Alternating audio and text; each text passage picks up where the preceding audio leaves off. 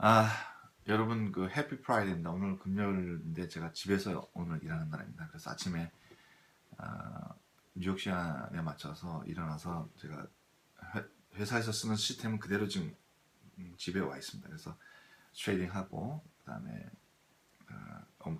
2시간 정도 업무를 마치고 잠시 짬이 나서 좀 비디오를 찍고 있습니다. 오늘 제가 말씀드릴 내용은 전 세계의 석유 가격을 왜 이렇게 떨어지면 누가 컨트롤하느냐? 왜 이런 식의 석유 가격이 떨어지고 있느냐라는 것을 좀 말씀을 드릴까 싶습니다.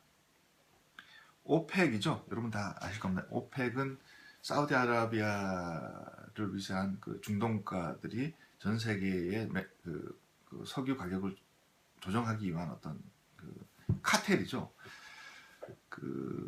그런데 이제 미국에서 여러분들 다 아시다시피 셰일가스가 이제 터졌잖아요. 그래서 셰일가스에 대해서는 뭐 구체적으로 뭐 말씀 안 드리겠습니다만 석유 시추를 할 때 이제 큰 제가 이제 개인적으로 뭐 저는 석유 회사, 석유 시추 회사에 투자해 본 경험이 있습니다. 그래서 제가 가지고 있는 책 중에 여러분들한테 좀 잠시 소개를 시켜드릴 책이 있습니다. 이게 이제 Petroleum Reference and Dictionary입니다. 그러니까 석유 시추나 석유 관련 그런 용어 사전이죠. 그래서 이제 이거를 대충 보게 되면은 석유 시추가 어떻게 되고 무엇이 또 문제였고 기술이 어떤 기술을 가지고 있고 뭐 어떨 때 어떤 식으로 상품화를 시키는지에 대한 뭐 구체적인 그 내용들이 나와 있습니다. 정보가 나와 있습니다.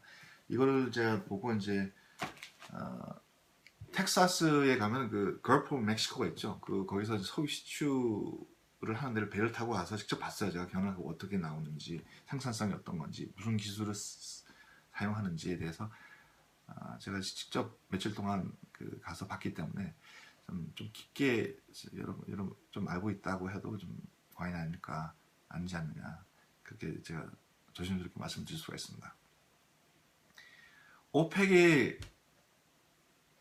2000년대 초만 하더라도 이제까지만 하더라도 전 세계의 오일 프라이스를 조정했지 않습니까? 뭐 가격이 좀 떨어지면 생산량을 좀 줄여서 좀 올리게 배럴당 100불 이상으로 떨어졌다. 이건 생산량을 좀 줄여야겠구나.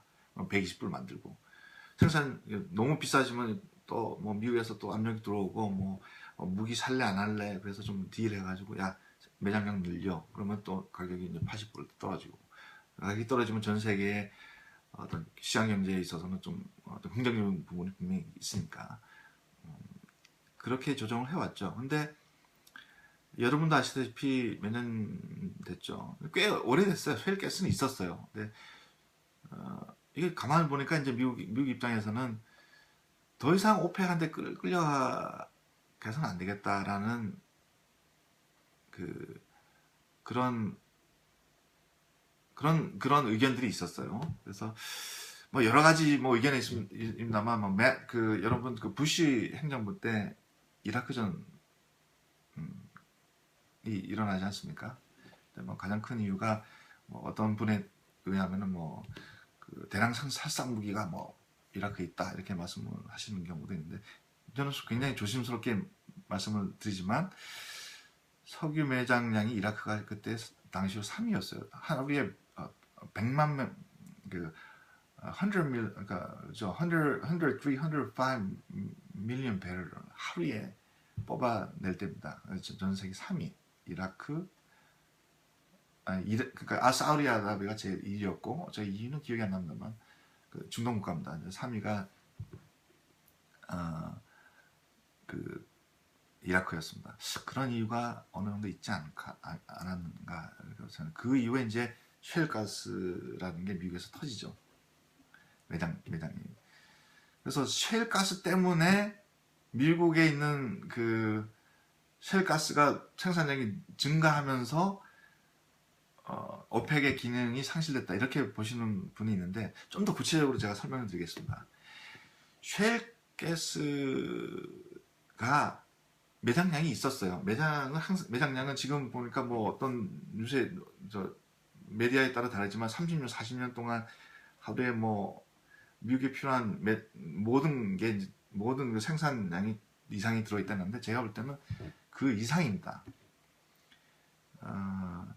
그게 문제가 아니라 가장 큰 이유는 뭐 몇 가지로 나눌 수가 있어요. 그래서 오펙 국가의 가장 뭐 이제 생산량이 많은 게 이제 사우디아라비아이지 않습니까? 사우디아라비아 같은 경우는 국영 기업체 하나가 생산을 다 하고 있습니다. 하루 생산량이 그 국영 기업체 한 업체에서만 나와요.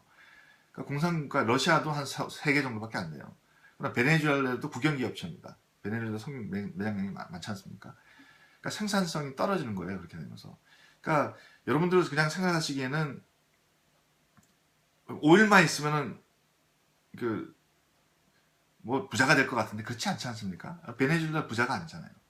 이게 그 생산량을 그다음 그 생산량 석유를 시추하기 위해서 많은 기술이 필요해요. 어떻게 하면 싸게 빨리 많이 뽑아낼 수 있느냐, 이거는 기술력이거든요. 자, 미국은 한 80여 개의 회사가 중견 기업체들이죠. 그러니까 석유 시추를 하고 있습니다. 서로 경쟁을 하고 가격 경쟁을 하고 어떻게 하면 빨리 많이 어떤 기술을 새로운 기술을 만들어서 석유를 시추할 것이냐는 고민이에요. 그게 1번. 그러니까 미국에 있는 석유 시추 회사는 그 공장이 아닙니다.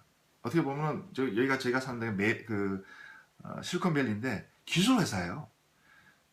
왜 필요하냐면 석유 시추를 하기 위해서는 스캔을 합니다. 3D로 바닥 그 지구 기술 몇 킬로까지 들어가면 몇십 킬로까지 들어가서 이게 뭐가 있는지 볼 수 있는 기술력이 있어요. 미국에 지금. 그거. 두 번째는 그 찾아낸 거를 가지고 뚫어야 된다. 뚫는데 어떻게 하면 싸게 드릴을 뚫을 수가 있는지. 만약에 뚫었는데 이게 드릴이 쇠 파이프 같은 거라 들어가가지고 이래서 매장 거기가 아니에요. 그러면 어떻게 됩니까? 터치 뽑아서 다시 넣어야 되잖아요. 근데 다른 나라에서는 그렇게 했어요. 지금 현재는 미국에서 어떤 식으로 하냐면 드릴을 꽂았어요. 그걸 3D로 이게 지하를 몇 킬로까지 다 볼 수 있는, 정확하게 볼 수 있는 기술력 뿐만 아니라 혹시나 잘못 뚫었어도 드릴이 90도도 꺾여요. 꺾여서 옆으로 들어갑니다. 오늘 360도로 그렇게 돌 수가 있습니다. 그러니까 다시 빼가지고 다시 꽂으려면 시간과 노력과 돈이 너무 많이 들지 않습니까? 근데 그거는 그 기술력은 드릴이 90도로 꺾인다니까요. 이제 그런 거가 생산성을 굉장히 많이 좌우합니다. 그래서 미국에 있는 시추 업체들은 그 생산업을 주로 하는 공장이라는 개념이 아니라 기술 회사입니다. 기술 회사가 파이낸셜을 받아가지고 이제 구체적으로 이제 3가지 방법이 있어요. 자기가 시추낸 거에 대해서 여기 매장량이 얼마 있으니까 내가 찾았으니까 여기는 내가 이렇게 돼 있습니다. 3가지 방법이 있는데 미국에서 석유 시추 회사가 돈을 버는 방법이 3가지가 있습니다. 첫 번째, 이 지역의 정부 소유나 뭐 중앙정부 소유, 그러니까 페더럴 가버먼트가 가지고 있는데 여기에 저희가 석유 시추를 할 수 있는 라이트를 획득을 해요. 그러니까 그거는 철저히 과학자들이 이 정도는 매장량이 있겠다라고 먼저 이게 분석을 한 데서 그걸 사요. 그 라이트를 몇 년 동안 삽니다. 그래서 최신 장비를 이용해서 3D로 그 지하에 어떠한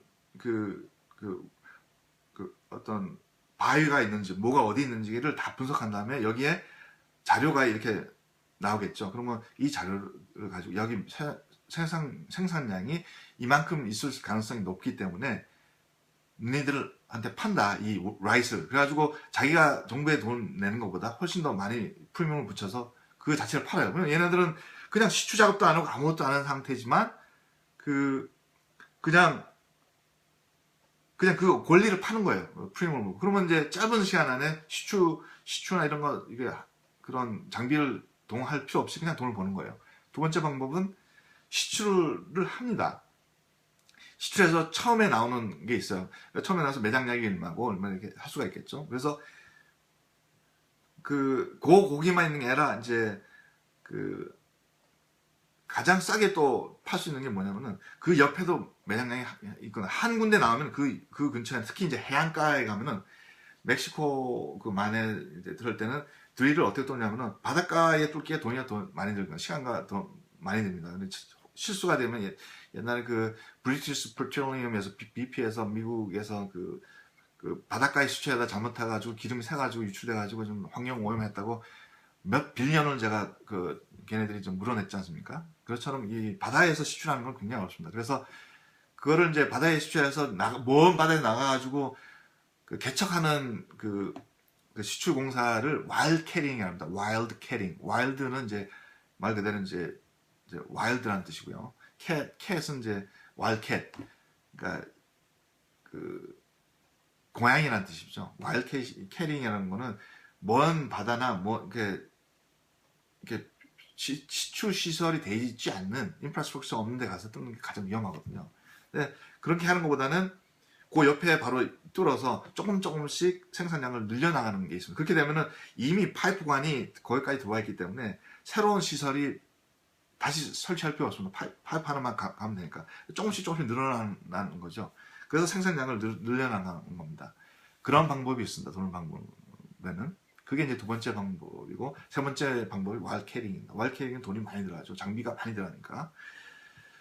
그 세 가지 방법을 하는데, 이 세 가지 다 뭐가 필요하면 기술력이 필요한 거죠. 그래서 민간 기업이 기술을 확보를 하기 위해서 혈안이 되어 있습니다. 그래서 새로운 기술이 계속 나오고, 아까 말씀드린 드릴빗이 90도로 꺾이는 기술도 새로운 기술이죠. 다른 나라에 없는 거잖아요. 중동국가나. 국영기업체들이 지금 혼자서 막 하는데, 러시아만 하더라도 생산량이 깔려있대요. 근데 그거를 개발할 수 있는 기술력이나 거기에 도달할 수 있는 장비 이런 것들이 부족하기 때문에 저렇게 헤매는 거잖아요. 그렇지 않습니까? 근데 그런 이유가 있는 겁니다. 그래서 셰일가스만 가지고 셰일가스 매장량이 많다고 해서 전 세계의 오일 프라이스를 컨트롤한다. 그거는 조금 잘못된 말씀입니다. 그 다음에 이제 그래서 이제 미국 셰일가스 하는 것이 셰일가스만 중요한 게 아니라 그거를 싸게 빨리 공급할 수 있는 그런 기술력이 가장 관건이다. 특히 와일드 캐링 같은 경우는요. 그래서 그런 기술을 확보가 돼 있는 상태입니다. 두 번째는 미국에서 그 테크놀로지 컴퍼니죠. 석유 시추 회사라기보다는 기술 회사라고 제가 말씀드리겠습니다. 시추 회사가 기술 회사입니다. 사실 인원과 장비를 재배치하는 거지 기술 회사입니다. 새로 이제 여러분들 그 경영학을 하거나 경제학을 전공하셨다면은 여러분들 저희가 right on time, right in time이라는 개념을 좀 아실 거예요. 그게 뭐냐면은 도요다인가요? 도요다 같습니다. 도요다가 1970년, 80년대 생산성을 늘리기 위해서 인벤토리 재고를 확 줄이는 방법을 모색합니다. 그래서 내가 차를 10만 대 오늘 만들어야 되는데 10만 대 만들 거만 가지고 있으면 되잖아요. 그러면 이제 생산성은 늘어나고 인벤토리는 적게 가져가니까 cost of production, cost production 한국말로 생산 비용이 절감이 되지 않습니까? 그렇게 되면서 가격을 가격 경쟁력이 생기는 거죠. 그거를 이제 right on, 미국에서는 right in time이라고 그러고 한국에서는 아마 개선, 그러니까 가이젠이라고 하죠. 가이젠으로 아마 배우시지 않나 싶습니다. 지금 그 개념을 이 석유 시추 회사, 석유 시추 기술 회사가 적용을 하고 있어요. 왜냐하면 3D를 이용해서 지하에 어떠한 얼마나 많은 가스와 오일이 매장이 되어 있는지를 파악을 하고 있기 때문에 그러니까 빨리 또 시추가 가능하지 않습니까? 그래서 시장의 어떤 디맨드를 보고 서플라이를 하는 거예요. 디맨드가 많다 그럼 많이 뽑고 디맨드가 적다 하면 적게 뽑는 거예요. 그렇게 할 수 있는 능력이 지금 미국에 갖춰져 있습니다. 인프라스트럭처가 이미 갖춰져 있는 상태예요. 그러니까 가격을 조절할 수 있는 능력이 생긴 거죠. 결국은 매장량뿐만 아니라 거기 그 매장량뿐만 아니라 그거를 가지고 그거를 매장을 쉽게 빨리 적재적소에 뽑을 수 있는 그런 기술력을 가지고 있기 때문에 미국이 전 세계에 기름 어떤 석유 가격을 조정할 수 있는 능력이 생겼다. 이렇게 말씀을 드릴 수가 있습니다. 한국에서는 미국은 지는 해고 지는 해고, 뭐 중국이 뭐 자기 떠오르는 뭐 새로운 별이다 이렇게 지금 평가하시는 분이 있는데, 제가 볼 때는 조금 아직까지는 그건 아니다 라고 말씀을 드릴 수가 있습니다. 그래서 이제 결론적으로 이제 말씀드리면, 셰일가스가 어떠한 능력을, 얼마나 많은 냉각량을 가지고 있느냐에 따라서 미국이 오펙을 컨트롤하고, 오펙은 더 이상 카텔로서 석유 가격을 조정할 수 있는 능력을 상실했다라고 이제 단순한 논리로 이제 접근하시는 분이 계신데, 사실 좀 이렇게 좀 더 들여다보면 그것뿐만 아니라, 그것이 아니라 석유 양을 무한대로 가지고 있다고 봤을 때, 미국이 석유 시출을 적재적소에 알맞은 양을 빼워서 그걸 시장에다가 바로 팔 수 있는 능력이 있는 그 기술과 그런 인프라스트럭처를 갖췄기 때문에, 그 미국이 시장의 석유 가격을 조정할 수 있다라고 이제 말씀을 드릴 수가 있습니다. 그래서 오늘 이렇게 두서없이 또 말씀을 드렸고, 제가 매번 하는 얘기지만 이게 항말이 자꾸 새요. 그래서 죄송스럽고, 항말이 또 이렇게 빨리 기억이 안 나서 여러분한테 듣기에 좀 불편하시더라도, 뭐 제가 알고 있는 그 정보를 여러분들하고 이렇게 나눈 게 목적이기 때문에 좀 양해 좀 부탁드리겠습니다. 들어주셔서 감사합니다.